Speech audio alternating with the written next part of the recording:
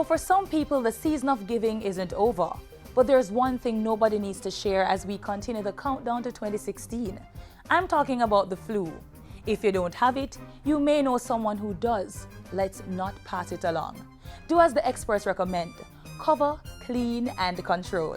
Hi there, I'm Carrie Ann Smith. Welcome. We have more than the flu to discuss in this program, and I promise you won't want to miss any of it. The information unfolds right now.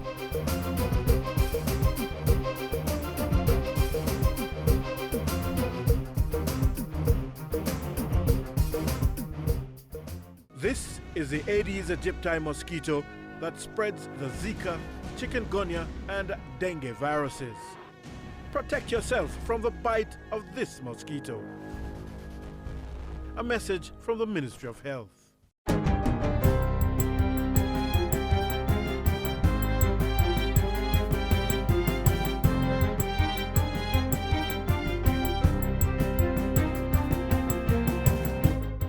Good day, I'm Lorraine Mendez, and this is your JIS News for Tuesday, December 29. As government continues to promote the use of local goods and produce, the tourism sector has been heeding the call. Tourism Minister Dr. Wickham McNeil says even though the tourism demand study is not yet finished, reports indicate that a number of hoteliers are buying large volumes of local items, particularly farm produce and furnishings. There was one particular project at one of the hotels in which they used local beds. The quality was superb, the price was very competitive, and once we started to break that barrier, it more and more the sector realized that this is an area where we're very competitive. Minister McNeil was speaking recently on JIS's Issues and Answers program. He added that tourism players and other private sector interests had maintained a close working relationship through the Tourism Linkages Hub. The Office of Utilities Regulations, OUR, is moving to ensure that customers are automatically compensated if the Jamaica Public Service Company, JPS, breaches any of its guaranteed standards. Previously, customers had to fill out claim forms to be compensated for some breaches.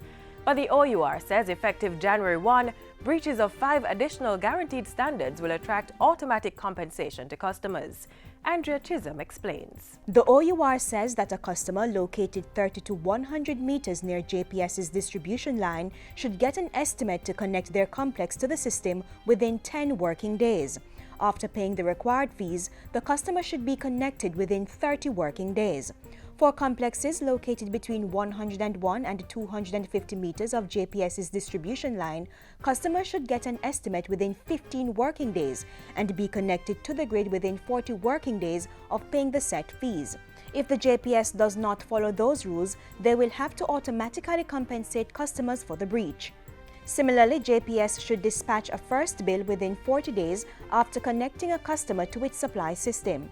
Customers should also be notified of a meter change within 1 billing period of the change. The other guaranteed standard, if breached, that now attracts automatic compensation is the requirement for JPS not to disrupt a customer's electricity supply for more than 3 hours to facilitate the transition to the residential automated metering infrastructure.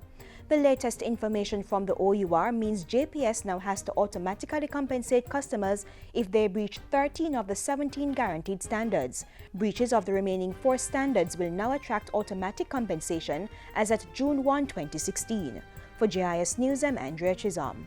Meanwhile, the electricity bills of Jamaica Public Service JPS customers should be reduced by about 2.36% this month. JPS says it's due to lower fuel prices on the world market and improved operational efficiencies. The fuel and IPP charge on bills for December is $11.83 per kilowatt hour, compared to the charge of $12.49 per kilowatt hour in November. When compared to December 2014, the cost of electricity per kilowatt hour fell by about 30%. The Education Ministry is reporting that $34 million was spent this year to increase school spaces through the School Expansion Program. Portfolio Minister Reverend Ronald Thwaites made the disclosure at a function to open a classroom block at Roger Clark High in St. Elizabeth. He said 30 projects were undertaken under the program. These expansion projects represent a total of 2,160 additional classroom spaces at the secondary level in this region alone, and 700 new places at the primary level. The Education Minister added that 120 schools were benefiting from structural improvement works.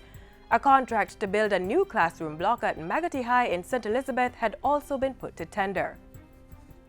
And finally, a major water improvement project is in the pipeline for communities in St. Thomas. The announcement follows a recent tour by a team from the Ministry of Water, Land, Environment and Climate Change, the National Water Commission and the St. Thomas Parish Council. Minister of Labour and Social Security and Member of Parliament for Eastern St. Thomas, Dr. Fenton Ferguson, spoke about the benefits of the project. We are of the view that within another couple of months, we should see significant improvement in the water systems in Eastern St. Thomas. We will see significant improvement in areas like Nickel Hill, Wesleyan Hill, Port Moran proper, Stylot, and this will be of great benefit to the community. And that's it for JIS News Today. I'm Lorraine Mendez. Thanks for watching.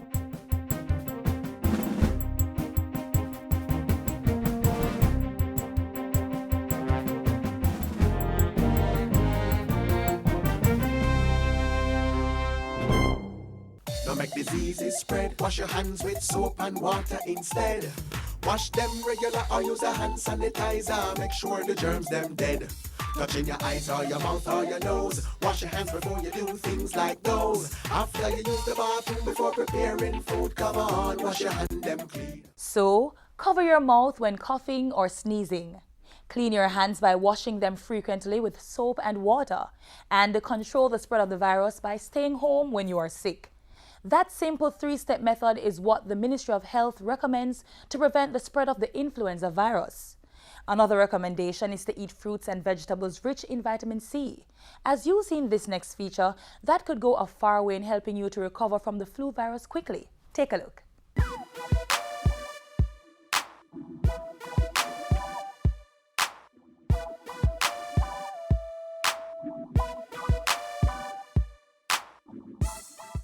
If you're like most kids, you've probably heard at least one parent say, "Don't forget to take your vitamins. Eat your fruits and salads. They're packed with vitamins." And you heed the advice. But do you know why? Do you know what exactly vitamins are?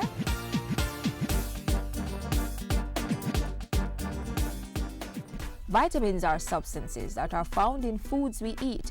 Our body needs them to work properly.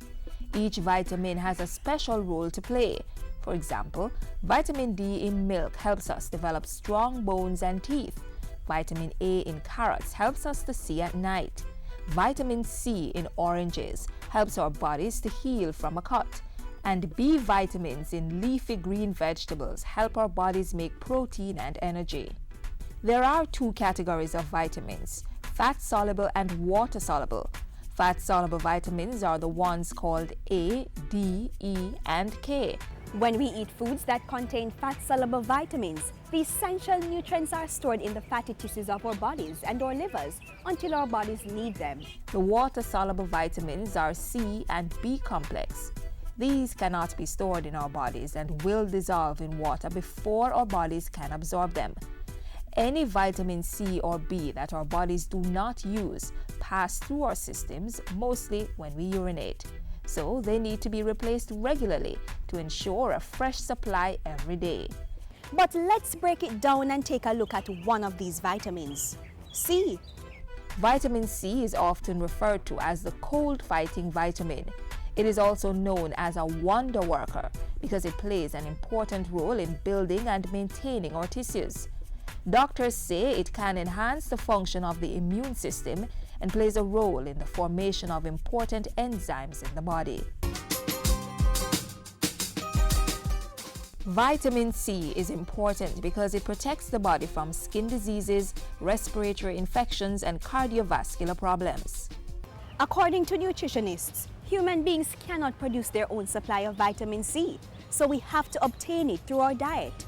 Vitamin C is found in citrus and other fruits such as oranges, limes, lemons, tangerines, grapefruit, papaya, strawberries, melons, and cantaloupes.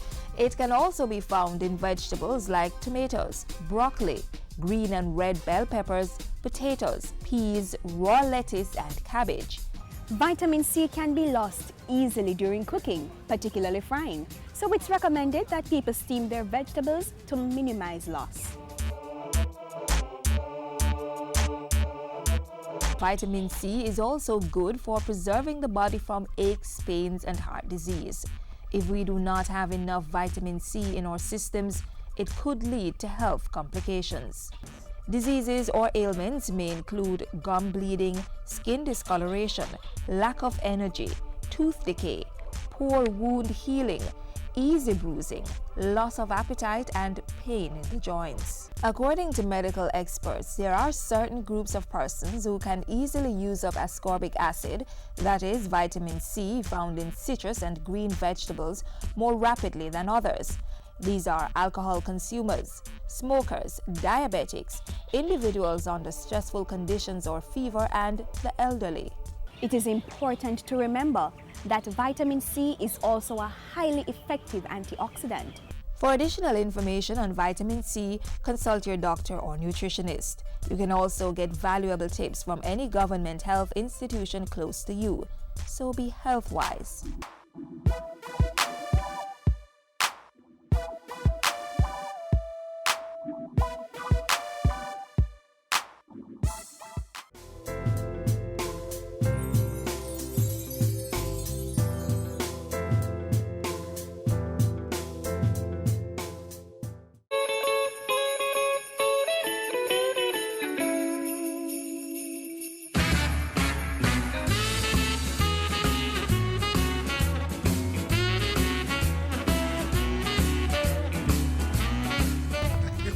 Big up yourself. Jesus come for all, and we must hear his call. Open up your heart today and let it be. No matter if you're tea, or if you're dread, or if you have a crown on your head. No matter if you have no heart at all, Jesus bring love for one and all. Singing children, I for Jesus, you for Jesus, all for Jesus, four for Jesus. Come to Jesus, Jesus come for one, he come for all.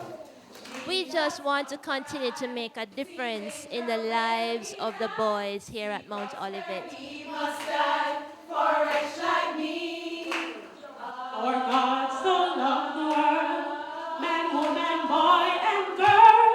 He gave his son for you, his son for me. No matter if you're tea, or if you dread, or if you have a crown on your head. No matter if you have no heart at all, Jesus bring love for one and all. Singing children, I for Jesus, you for Jesus, all for Jesus, four for Jesus. Come to Jesus, Jesus come for one, he come for all. That was early this month when the JIS made its annual Christmas trek to the Mount Olivet Boys' Home in Manchester. You'll see more of what happened very early in January 2016. Until then, take a look at how the agency is helping the home provide wholesome meals for these young wards of the state while practicing fiscal prudence.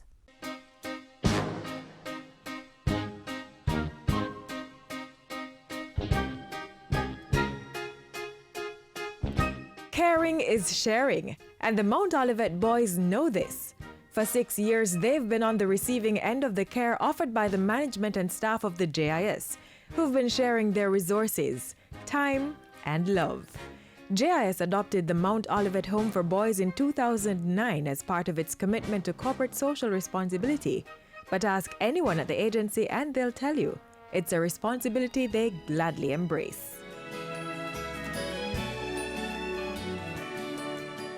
Every year, the JIS team takes 3 main trips to Walderston, Manchester to visit the 30-plus boys of Mount Olivet. Spearheaded by the Special Projects Department, a few special trips are also arranged periodically to deliver well-needed assistance to the home.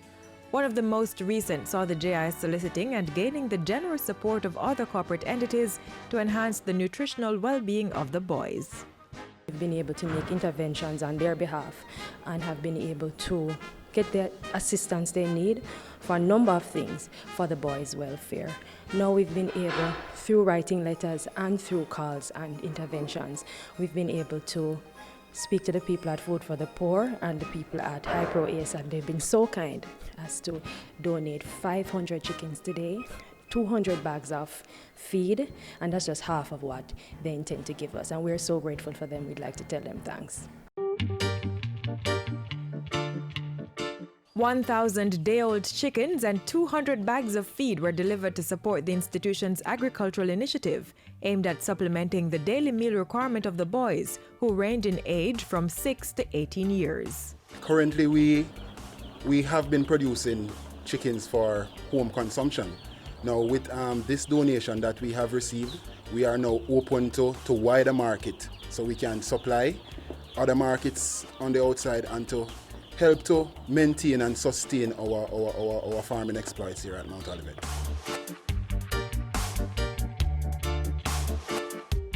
What we have in mind is that we will not just rely on donations, but we will be able to do a number of projects by which we will be self-supporting.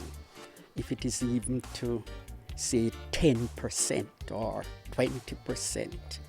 And so we are very grateful to GIS. Chicken is the main livestock produced as part of the home's backyard farming activities, and rightly so, since it's a regular protein on the menu.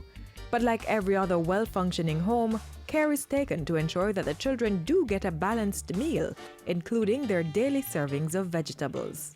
We also embark on our vegetable production, where we try to produce vegetables to sustain our living here at the home. GIS's strategy to pool resources lightens the burden of care and helps to achieve smooth operation at the home. Well, we get them at day-old chicks, okay? And from we get them, it takes 6 weeks to come to maturity. During that period, we have the help of staff members, along with older residents who we use as assistants to help us to carry the chicks up to maturity.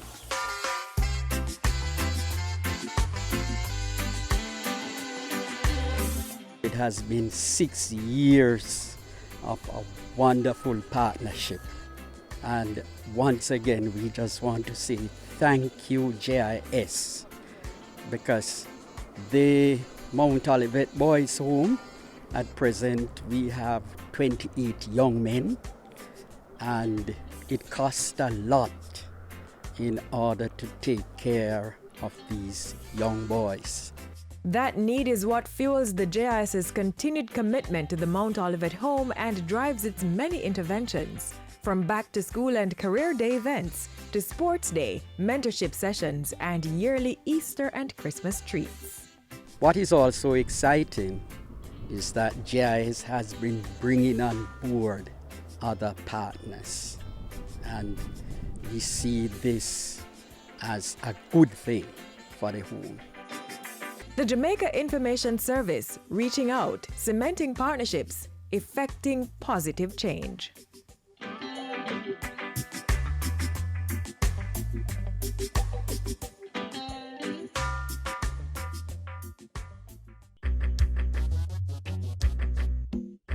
Nutritious food, succulent dishes, superior workmanship, and excellent service. Jamaica is on the go. Let's grow what we eat and eat what we grow. Let's harness the indomitable spirit of our most valued resource, our people. Let's support our local businesses. After all, buying Jamaican means building Jamaica. Original.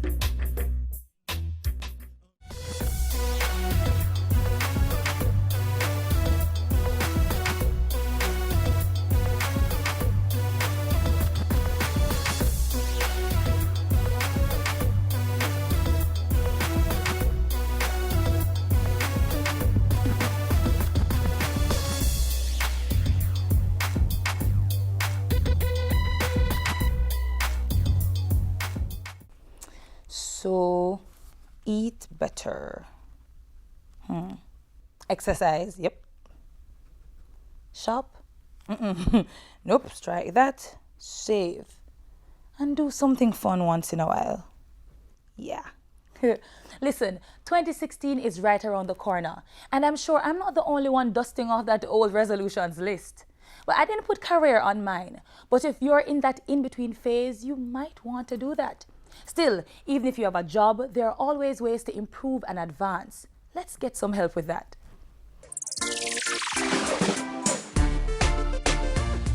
Miranda Priestley's the editor-in-chief of Runway. So you don't read Runway? No. Not to mention a legend. And before today, you'd never heard of me? No. You work a year for her, and you can get a job at any magazine you want. You have no style or sense of fashion.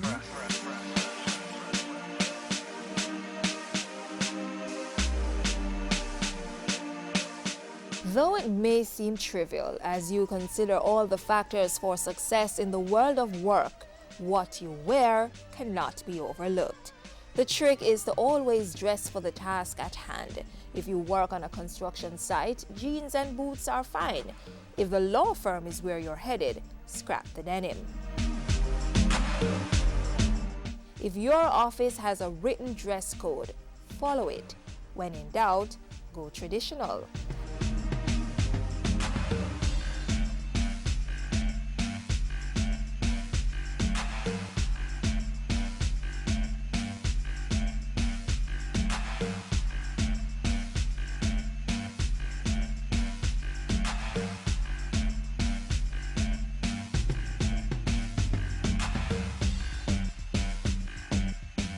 Again, it all depends on the nature of your work. So if your office style is business casual, a more structured version of what you already like to wear in your personal life should work. For the office that's all about business, a well-tailored suit is a must. If you work from home, well, it's simple. No pajamas, please. For the construction site or any job that's likely to involve grease or dirt, get a uniform for the work site. But if, say, the fashion industry is where you're at or headed, it's tricky. Essentially, people expect you to look the part. For a fashion house or designer, if you can, wear something from their label, but don't overdo it. Show them you understand their style sensibility, and you don't have to bust the budget either. Invest in a few moderately priced foundation pieces and add just the right touch of accessories to ramp up fashion quotient. But if nothing else sticks today, remember, presentation counts, casual shouldn't mean slovenly, and dress as you want to be seen. Mastering workplace communication, even for communications officers, can be a challenge, and the right thing to say often comes down to who says it, how it's said, to whom it's said, and when it's said. But a trip online recently uncovered some interesting tips on a few office discussion no-nos that are at least worth considering. I can't take on any more work right now. I'm completely overwhelmed. Now, it could be true and you are overwhelmed, but here's another truth. Companies want problem solvers, not people who cry defeat at the assignment of every new task. So try saying something like, let's look at my project list and see where we can work this in. It might mean moving something else to a later date. Remember, in a world of economic restraint and corporate downsizing, multitasking must be in your skills basket. Oh, yeah. Listen, Joe is an idiot. Substitute the name and you could probably find a few people who fit this phrase. Just don't say it in the office. Why not? Well, it's rude. That person could be your boss someday. And statements like those don't build trust and can prove disruptive to the office environment. Boss, what you say? That's not fair. So, what's not fair? The person sitting across from you earns more to do the same job? Well, maybe they do it better than you. Life's not fair. Employment's not fair. Get over it and get moving. Upgrade yourself, know and demand your worth, and don't begrudge others for doing what you didn't have the skills, work ethic, foresight, or just good luck to achieve. You sure that's the best way? That's not how we used to do it at my old company, and we always got it right. So why aren't you still there? That's what your colleagues are likely to ask once you utter a statement like this. It smacks of arrogance and a refusal to try or learn new things. The report, I'll have it on your desk by 3 p.m. Yeah, 3 p.m. today. If you don't plan to do it, don't say it. That little untruth could delay or frustrate someone else's work plan or your company's production output.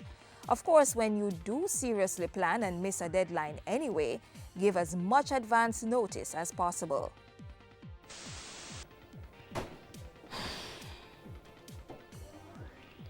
I'm bored.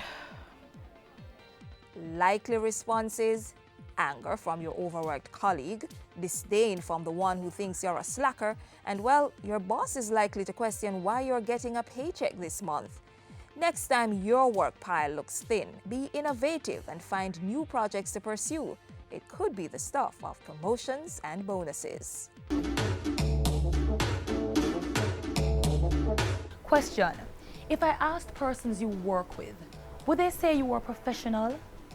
No, I'm not talking about your paid occupation. What I'm getting at is professionalism, your conduct at work.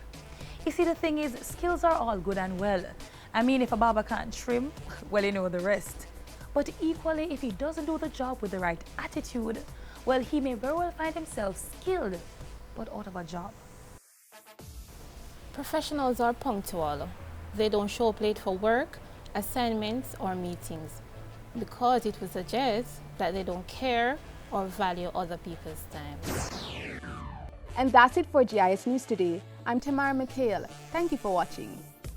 Swearing, cursing, or cussing has no place at work.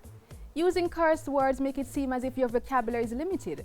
It also says you have very little respect for those around you. And the same is true for gossiping. This can only lead to arguments and distrust in the office. Just don't do it. If you make a mistake, own up to it and do your best to correct it, but don't blame others for your errors. When you have disagreements with your co-workers, yes, it happens. Don't let yourself lose control, right, Carrie? No name calling, shaming, slamming of doors, or physical attacks. Also, don't lie. That never makes anyone look good. Oh, and that also goes for lying on your resume and about being sick when you aren't.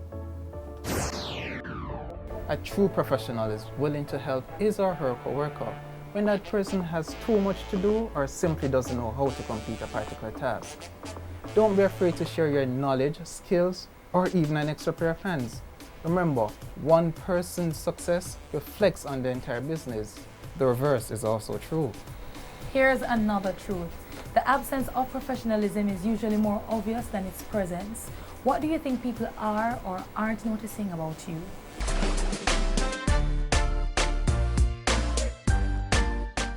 This is the Aedes aegypti mosquito that spreads the Zika, chikungunya, and dengue viruses. Search for its breeding sites and destroy them. A message from the Ministry of Health.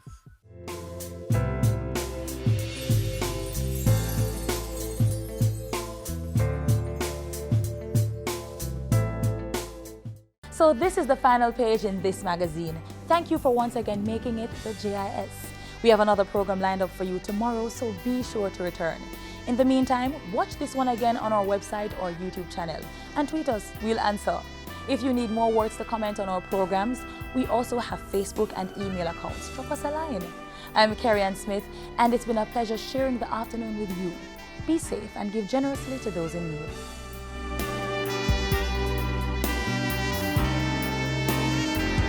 This has been a production of the Jamaica Information Service, the voice of Jamaica.